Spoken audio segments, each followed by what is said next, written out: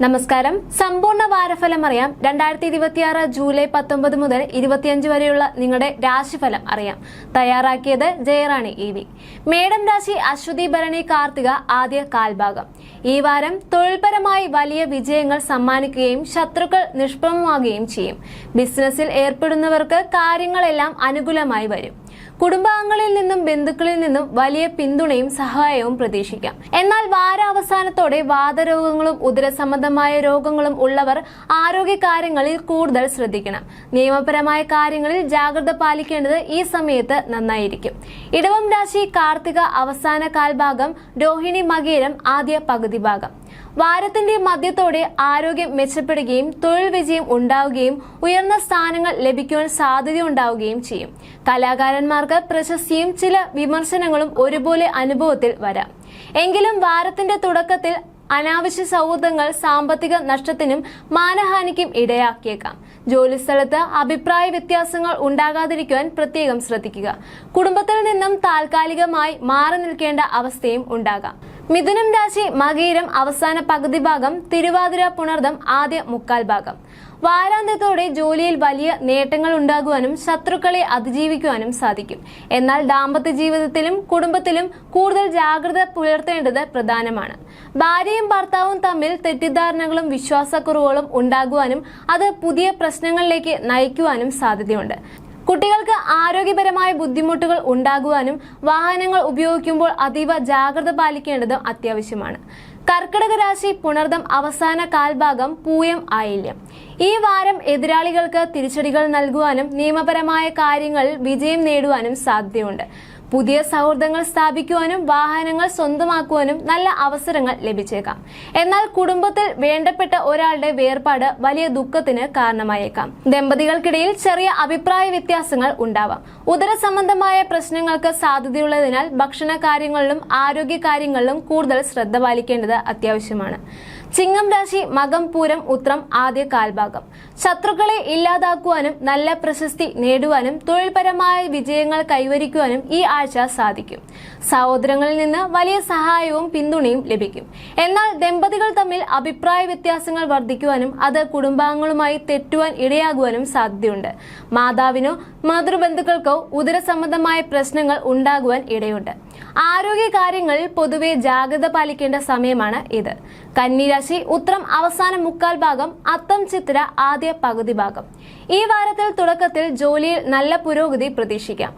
കഠിനാധ്വാനത്തിന് അർഹമായ അംഗീകാരം ലഭിക്കുകയും സ്ഥാനക്കയറ്റം പോലുള്ള നേട്ടങ്ങൾ ഉണ്ടാവുകയും ചെയ്യും. മേലുദ്യോഗസ്ഥരിൽ നിന്ന് വലിയ പ്രശസ്തിയും പുതിയ അവസരങ്ങൾ ലഭിക്കുവാനുള്ള സാധ്യതയുമുണ്ട്. ലോട്ടറി പോലുള്ള ഭാഗ്യാനുഭവങ്ങൾ ഉണ്ടായേക്കാം. എങ്കിലും കുടുംബാംഗങ്ങൾക്കോ കുട്ടികൾക്കോ ചില ശാരീരിക ബുദ്ധിമുട്ടുകൾ ഉണ്ടാകുവാൻ സാധ്യതയുള്ളതിനാൽ വേണ്ടത്ര ശ്രദ്ധ നൽകേണ്ടത് അത്യാവശ്യമാണ്.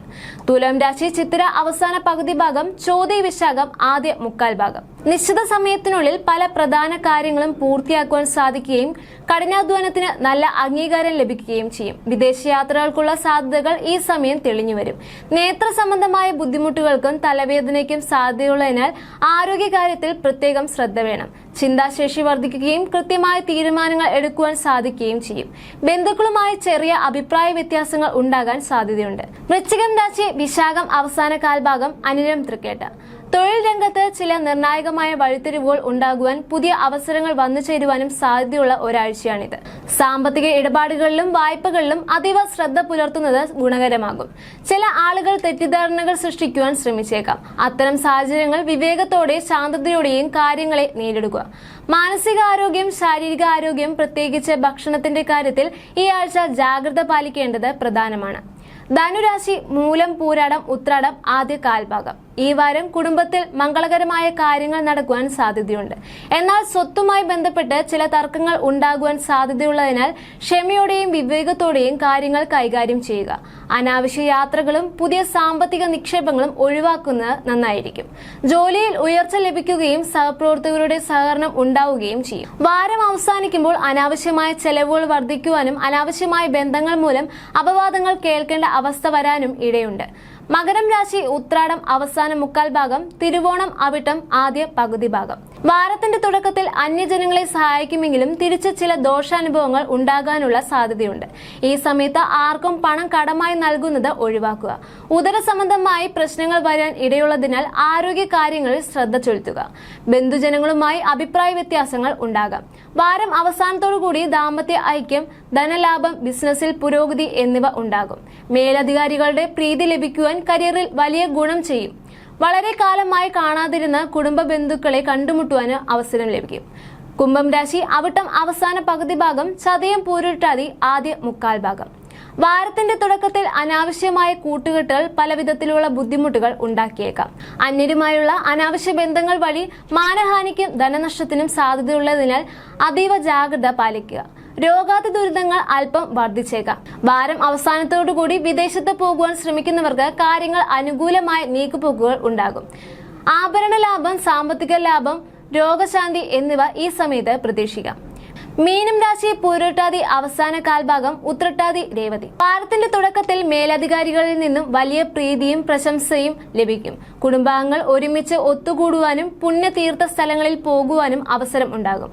വാരമധ്യത്തിൽ കുടുംബ ബന്ധങ്ങളുമായി അഭിപ്രായ വ്യത്യാസങ്ങൾ ഉണ്ടായേക്കാം. അലസത, രോഗാതി ദുരിതങ്ങൾ എന്നിവ ഉണ്ടാകുവാൻ സാധ്യതയുണ്ട്.